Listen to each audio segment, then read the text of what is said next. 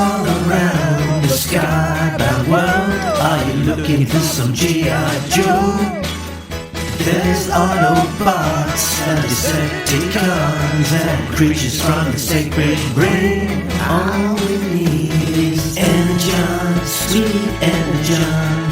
There'll be Energon everywhere.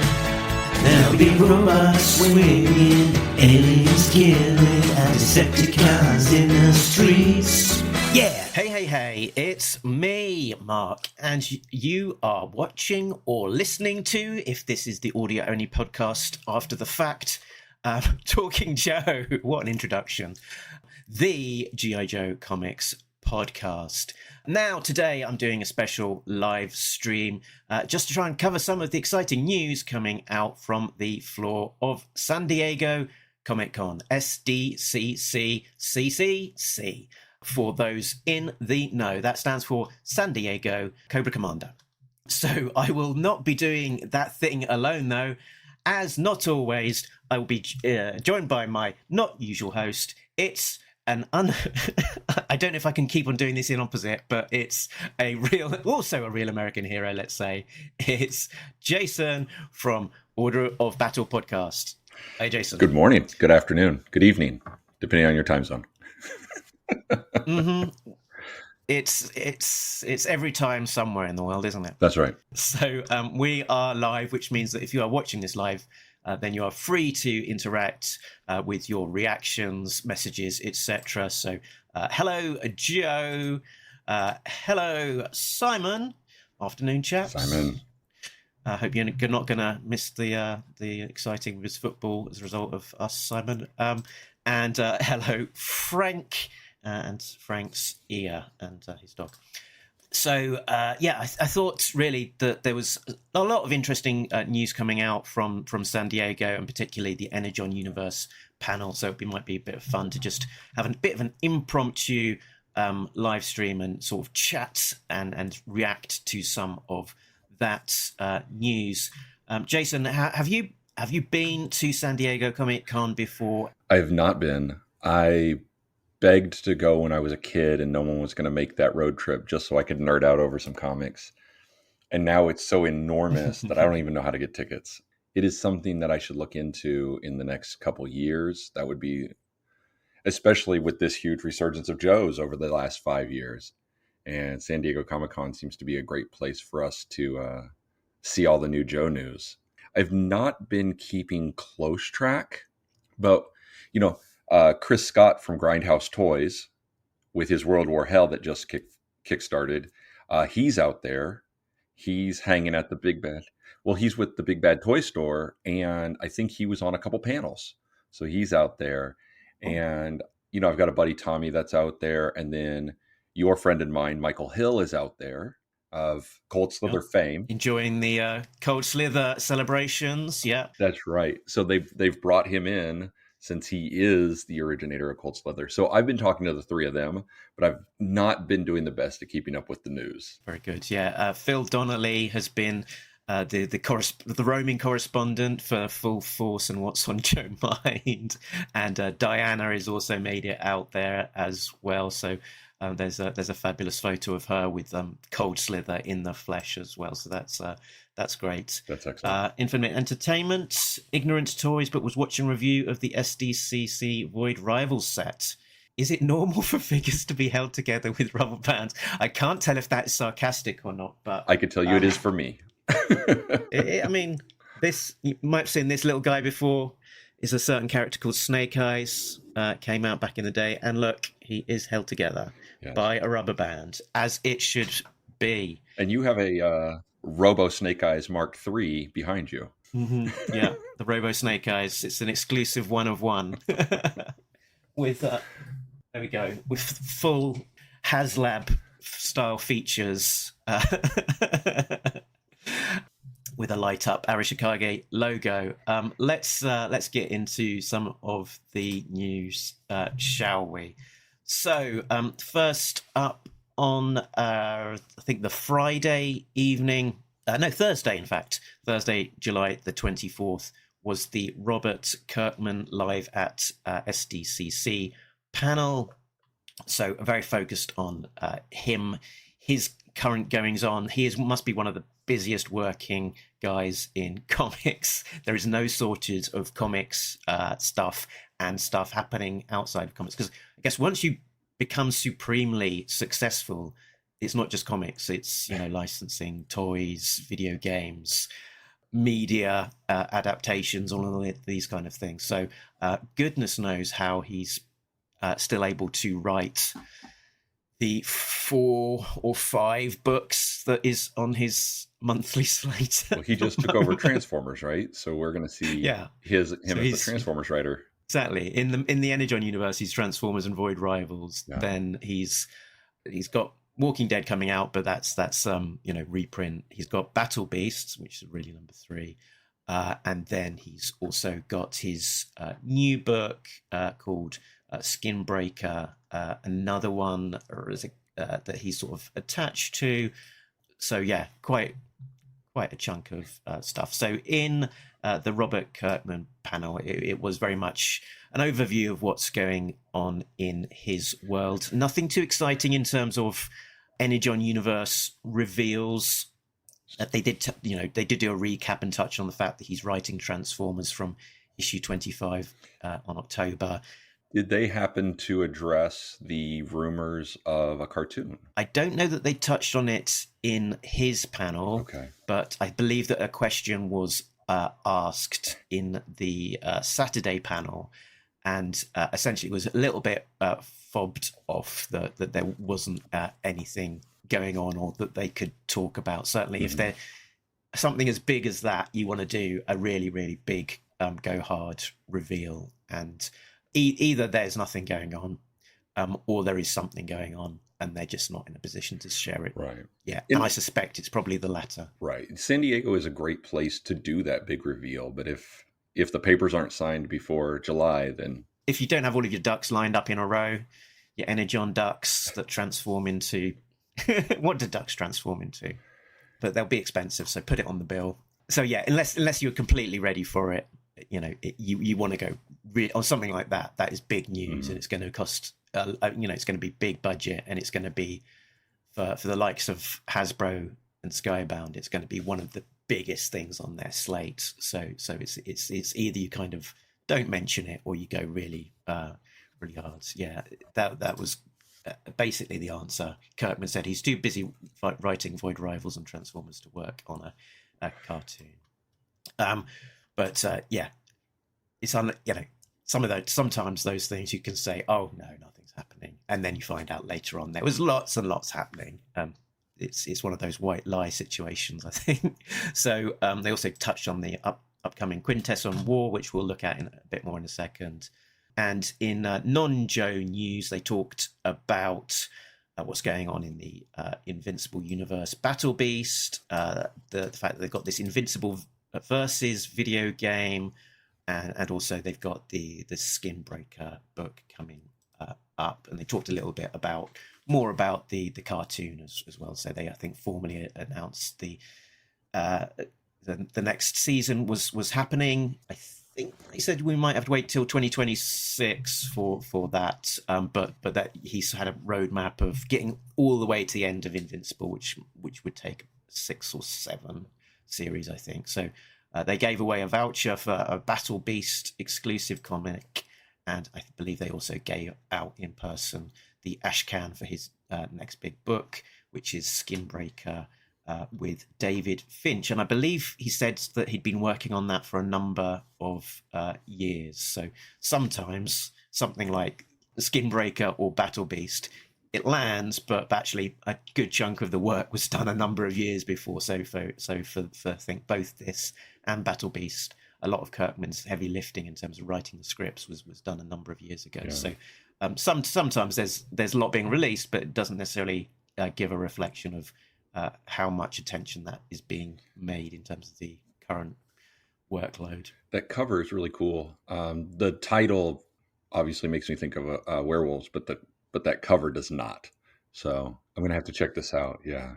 And David Finch is he's an excellent writer. It looks like he's because this is going to be a create our own one as well. He's going to make sure that he's bringing his A game and sort of putting everything into it. Yeah, Joe makes the point as well. Kirkman loves a secret reveal. I would trust anything he says. That's true. He's sort of circus background here, spinning a lot of plates. So that was the Kirkman panel, and then the big one was Saturday, which was Transformers and G.I. Joe All-Out War in the Energon Universe. So on the panel was Robert Kirkman, Daniel Warren Johnson, Sean Mackiewicz, who is the publisher for Skybound, and Joshua Williamson, the writer of G.I. Joe, and it was hosted by Skybound's Arune Singh, who I think is like their marketing manager. So there they were, sort of beginning the panel, all lined up, and the first thing I'm going to touch on is the giveaway. So they're infamous for this now. The Skybound panels, they if you go there in person, you can practically be guaranteed to have something nice.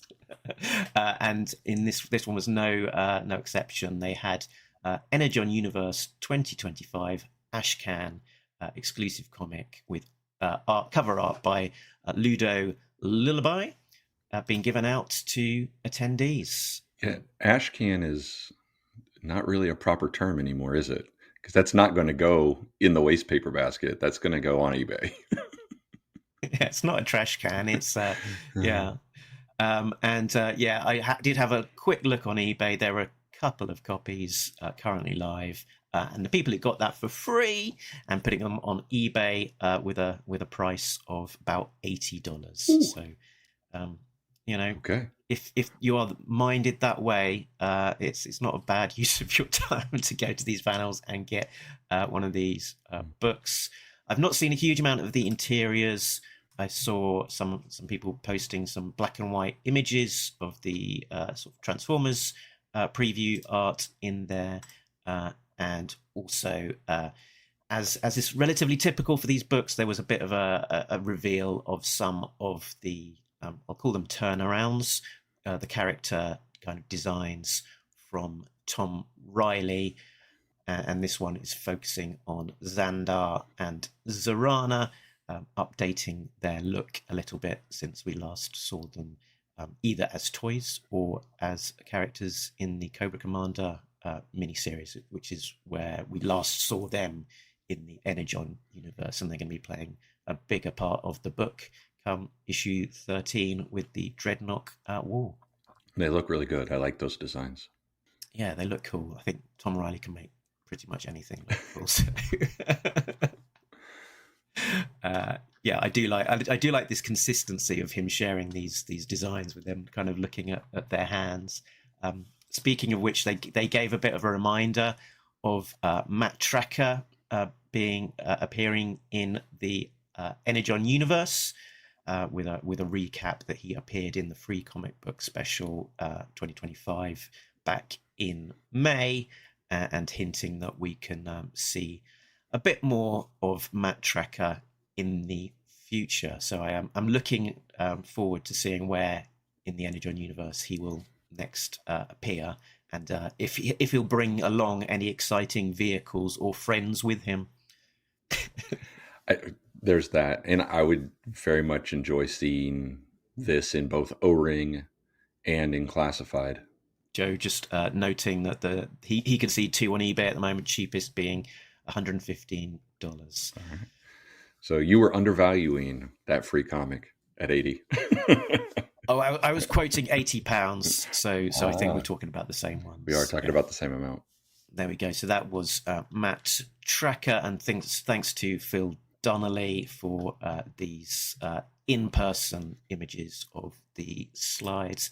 They also gave a bit of a recap as to where we have been with the G.I. Joe Energon Universe in this latest arc, mostly drawn by Andrea Milana. And so we've got issues 8 through to 11, this Major Blood versus Baroness and Covergirl. I'm really enjoying this this arc at the moment. So and it's a good reminder that as well as everything that's happening in the future, there's cool stuff happening right now in the pages of the comic. And the next issue will be issue number 10, available in comic shops August the 20th. Oh, that seems so far away. Can't wait. So then they looked forward to the end issue of this current arc, Welcome Shooter to Night Force. So it's the introduction of the character Shooter into the world of the Energon Universe. The character of Shooter was first introduced by Larry Hama in the pages of G.I. Joe Declassified for... which publisher was it? It was. I'm getting. It was IDW, wasn't it? Was it Devil's Due? I'm getting confused now. My memory's having a bit of a glitch there. But in this mini series, and they sort of then also touched on it again in the pages of a real American hero, and that inspired the introduction of the toy. Firstly, as a 4-inch figure, and then as a classified figure as well. So it's a character that has kind of really caught on and inspired across both comics and toys, and now into the pages of the Energon Universe, where she will be in Night Force, which is kind of paralleling what happened in the classified toy, because I think technically she is in Night Force in that one as well. Yeah, I think Joe's correcting me here. I'm pretty sure this is right. Declassified was Devil's Due Productions. Declassified was the Devil's Due Productions tagline for their books. So yes, thanks Joe for helping me with that brain glitch. Yeah, I think it's just exciting to see a new character being introduced into this world, and one that hasn't been explored that much, because she sort of was this hidden character in the early version of G.I. Joe in the Harmerverse, but died essentially on the first mission. So we never got to see a huge amount more of her. So sort of having a living, breathing version, and sort of padding out this mysterious Night Force team is pretty exciting.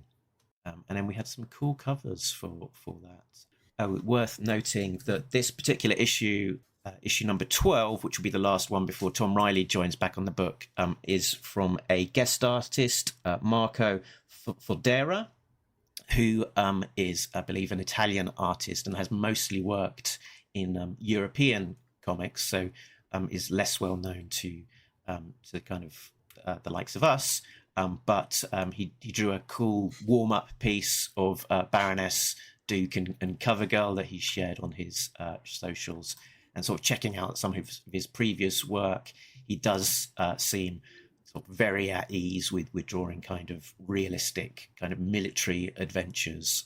So I think we'll be in safe hands with him as an artist for this particular issue. I'm looking forward to see what he will do with it. I did reach out to him, and he said that he is expecting to get the script next week. So he is also excited to find out what he will do with it, because he has not started on it yet either. So it's interesting to see behind the scenes. You know, we're getting quite early visibility of what's going to go on, and sometimes that means that we know about as much as the creators do sometimes. Well, I like that you're already reaching out for an interview. It's what we do. It is. This page is really nice. That could just be a G.I. Joe page. So yeah, if this is what he's going to bring to the party, I ain't mad at it. So we've got the reveal of all of the covers for issue number 12 now. So cover A, Tom Riley, quite a cool composition. So it's sort of Shooter, who is probably Jodie Craig, sort of in a bit silhouetted in the foreground. I believe that she's a captive in Darklonia in this particular story, and that sort of, I guess, is a metaphor with those ammo belts around her arms. And then we've got the rest of the Night Force team sort of in the background there. Flint in his black t-shirts, Lady J, and Beachhead, who we saw a lot of in issue 7. Yeah, her side holster is empty, and the bullet belts, I mean, that just could be a rock and roll cover, but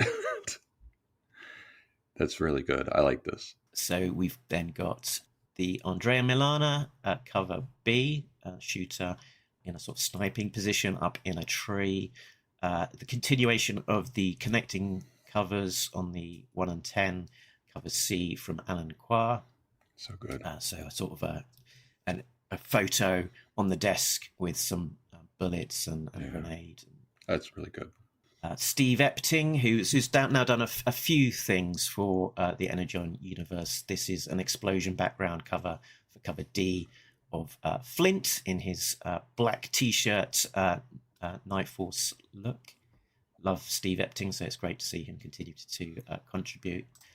And this is the David Finch cover is for cover E, the 1 in 50 by David Finch, Sandra Hope, and Adriano Lucas. I think he was doing probably the cover Bs for the first arc, the very beginning of it. So we're continuing that, and this. That's a great cover. Somewhat echoes the Cobra lineup that he did for his cover for issue number 1 variant. So yeah, I like that piece a lot.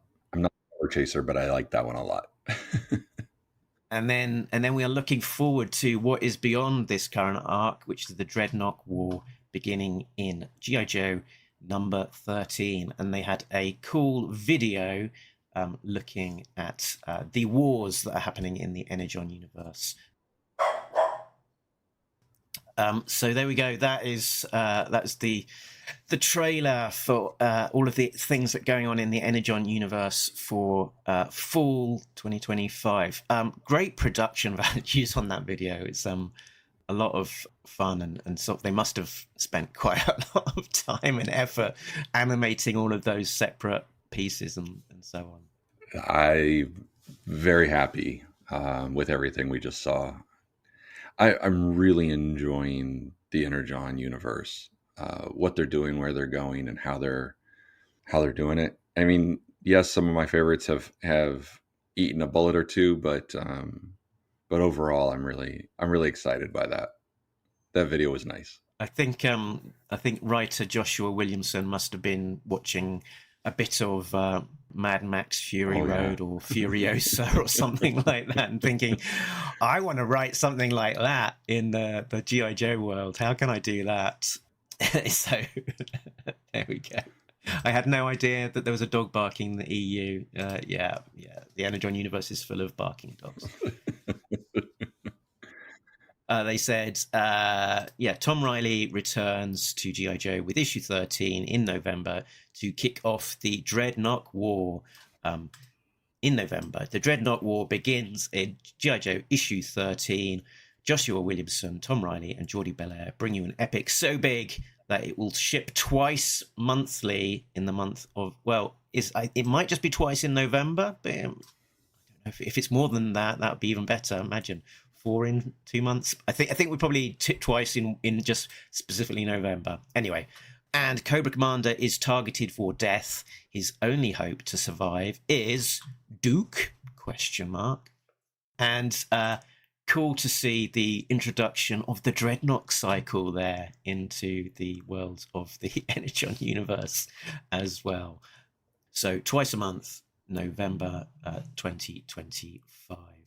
And Tom Riley, with this news, is also going exclusive to Skybound. So they are locking him in with some golden handcuffs and pinning him to a drawing board and forcing him to draw G.I. Joe contractually. So that's fantastic because, I'm a big fan of what Tom Riley has been doing. So more Tom Riley. Yes, please. And thank you. I'm with you on that one. We also got a preview in the room of G.I. Joe number 13, the first issue back from Tom Riley. I believe on the left-hand side of the screen is the cover art to issue 13, the A with Cobra Commander in a throne. And then, we've got this moody, very red-tinged pages for G.I. Joe issue 13 from Tom Riley and Jordi Belair. Did Ripper get larger? Is he on growth hormone? I don't remember him being quite that big when we were first introduced to Cobra Commander kicking the damn out of him. But he's a beefy boy now. That's all right. I'm into it. Yeah, he might be having Energon supplements or something. Right. Again, this Cobra Commander I would enjoy seeing in O-Ring or Classified. I mean, I'm going to be O-Ring first always, but, Classified I know is the go forward, so I'd like to see it in both. And yeah, in recent discussions with the Classified team, they have been sort of asked about, what is the world of Classified, and they seem to be very open. It's not like a single kind of continuity, and that they have noted their appreciation for what's going on in the Energon universe. So, production times to make toys are very long. So between them, when they make a decision that they want to start making Classified inspired toys versus when we'll see them, will be a while. But I'm getting the hint that they are paying a lot of attention to what's going on in the comics, and they would like to do more comics inspired stuff.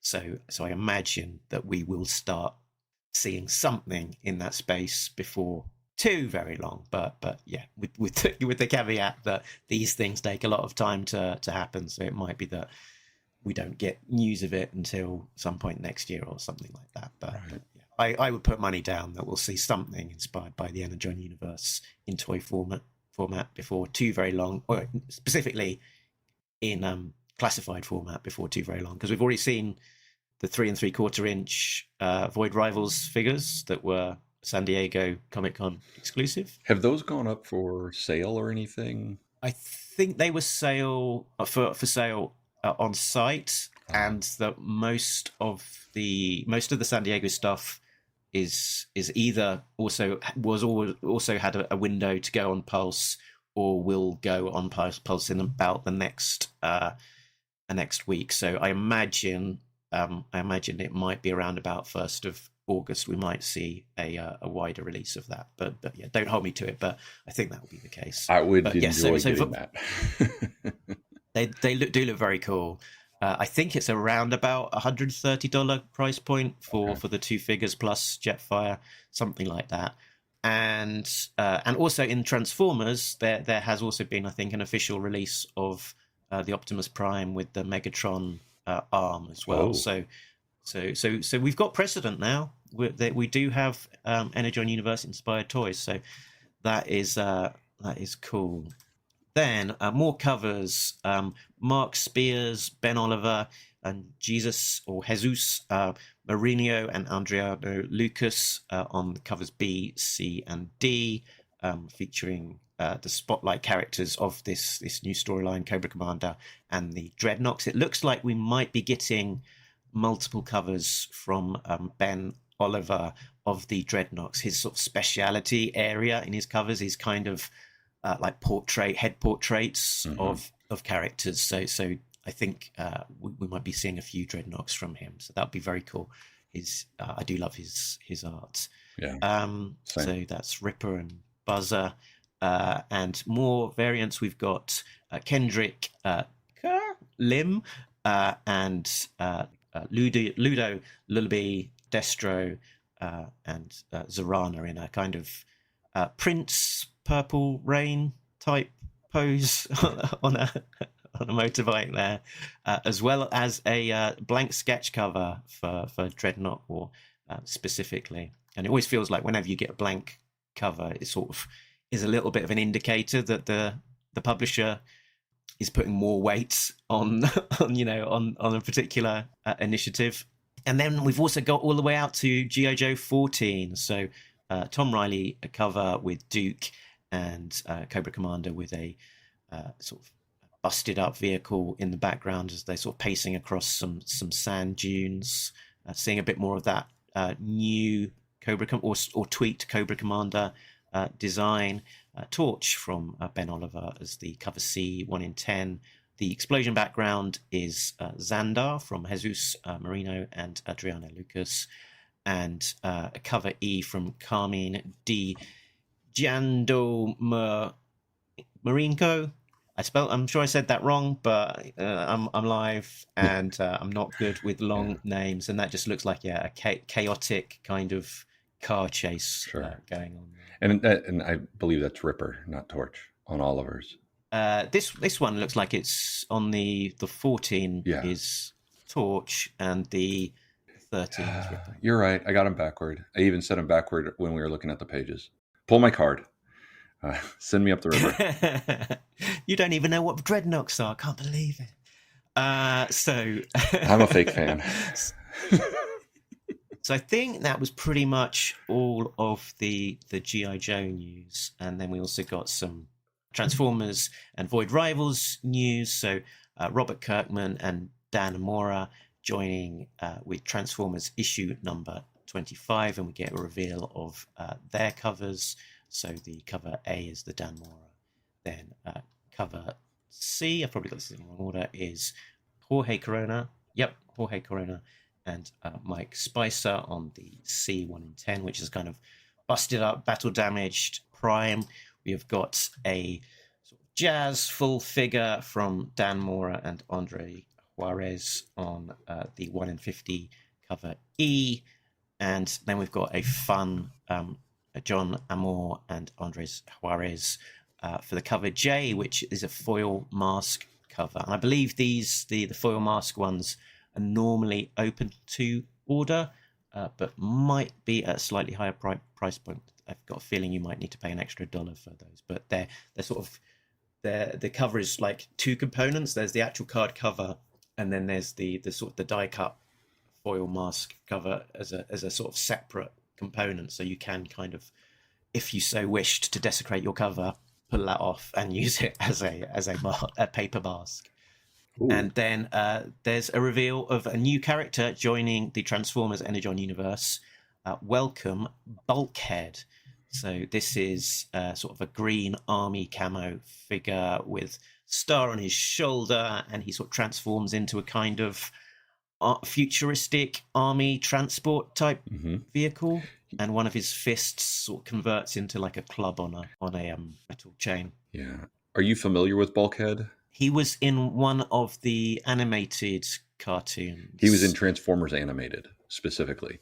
And that looks like his original transformation as well. So he was a very fun character in Animated. And I like this look of him. I'm very happy to see him coming into the Energon universe. Yeah, in the animated version, he's sort of slightly more exaggerated, isn't he? And this is sort of bringing just toning that back a little bit and giving a big. I want to say realism. I don't know if realism is the right word for a transforming robot, but yeah, sort of bringing him a bit more into line with the aesthetic of maybe a more traditional transformation. Yeah.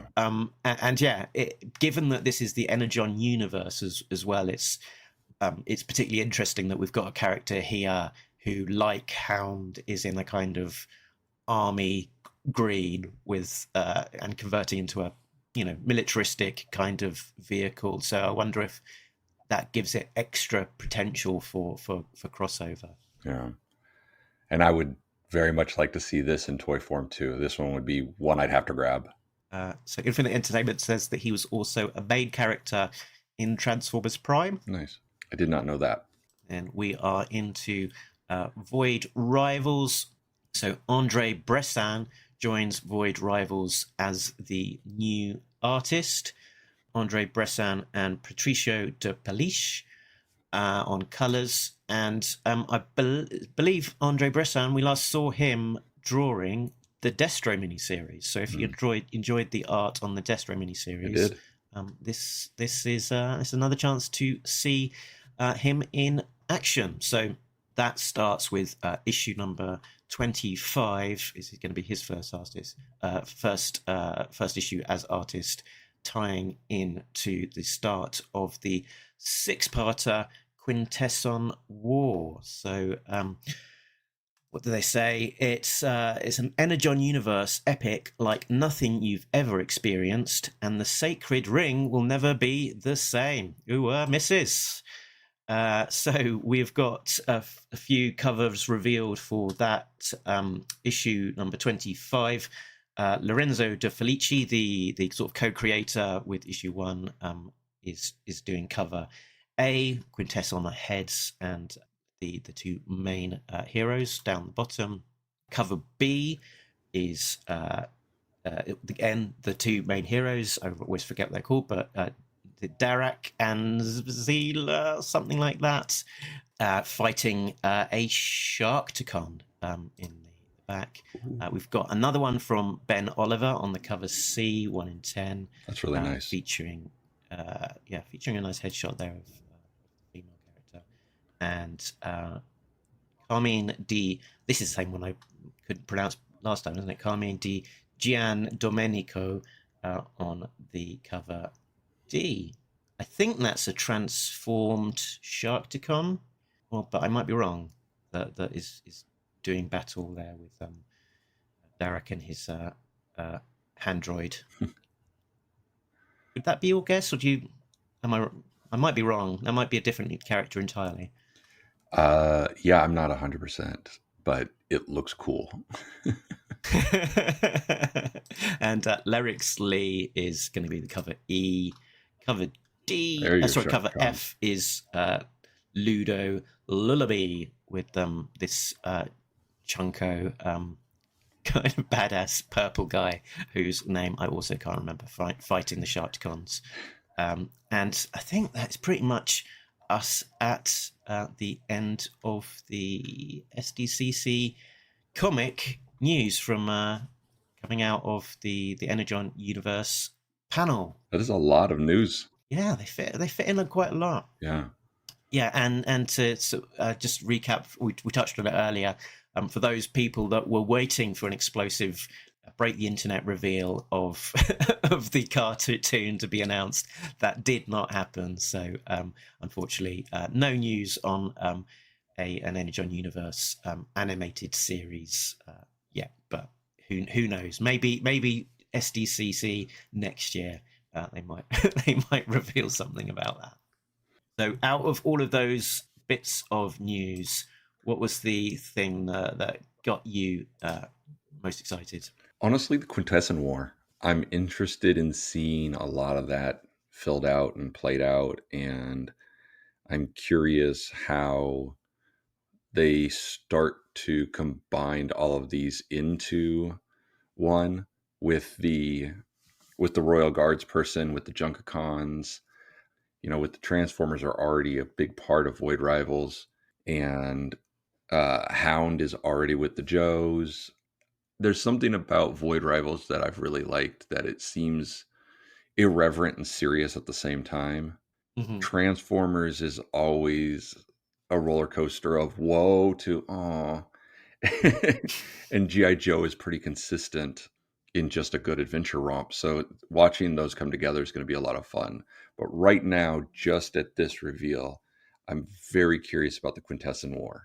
Infinite Entertainment also seems to be of the opinion 2 years in, still just excited for what's next. As I was when Void Rivals issue 1 came out. I'm most interested to see in the Void Rivals space quite when and what it will look like when we get that payoff of Pythona tracking down the sort of the Void Rivals universe, when they actually get there. Her quest was prompted by finding out about the Transformers and the history and stuff, and going into space to find out more. So quite what she'll do when she gets out there and uncovers all of this thing, who knows? But I'm there for it. It might be that goes on the back burner during the Quintesson War, or it might be entirely front and center and a key part of it. It'll be interesting to see her opinion of the Quintessons, which are a true bastardization of metal and flesh. It's like the worst of everything for her, right? At least humans are just using metal things. The robots are all metal, but the Quintessons... metal things using metal things. But the Quintessons being a mixture has to be a true abomination for her. Yeah. I think for me, as hinted on this screen here, it's the Dreadnok War. I like it when you just... you've got your wish list of things that you'd maybe like to see in the comics, and then you're just given something that wasn't even, on your radar and you're thinking at all to be. So in terms of if I was going to draw out what I think might happen in the Energon universe next, or what I'd want to have, just a massive Mad Max style Dreadnok War was not on my play card. So it looks like it's going to be, out and out action and sort of completely nuts. Well, and I think Rudat and Bazigian have talked about how the Dreadnoks were originally Mad Max inspired anyway. So it's a good return to form. And I trust this team. So I think it's just going to be a good adventure romp. I'm very much looking forward to this. The height on those dirt bikes is insane. Yeah, they don't need any enemies to take them out. Just the landing is going to defeat them, I think. But there we go. So yeah, I think we are pretty much done with the recap of the news. In terms of Talking Joe, you can find us talkingjoe.co.uk. We've got some interesting stuff coming up. We will be talking to Tom DeFalco, Marvel Comics legend, in one of our next episode.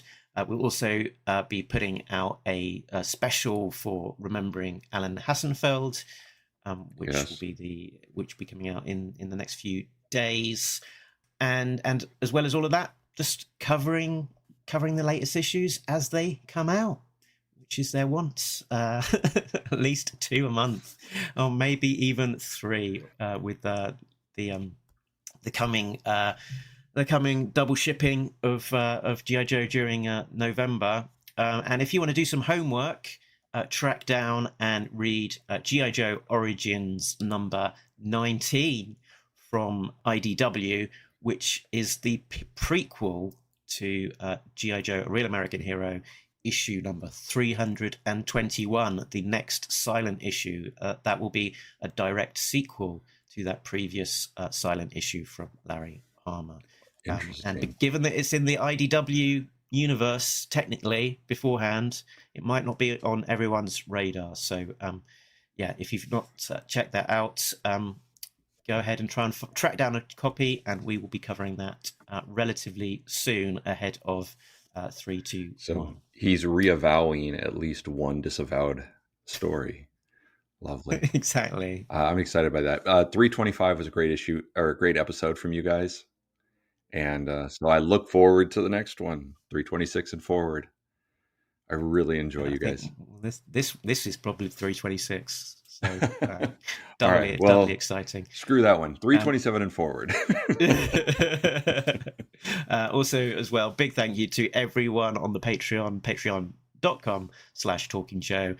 A big thanks to Richard, Sam, Bill, Christopher, Justin, Rob, Shane, Simon, Chris, Joe, Craig, Frank, Mike D, Shane V2.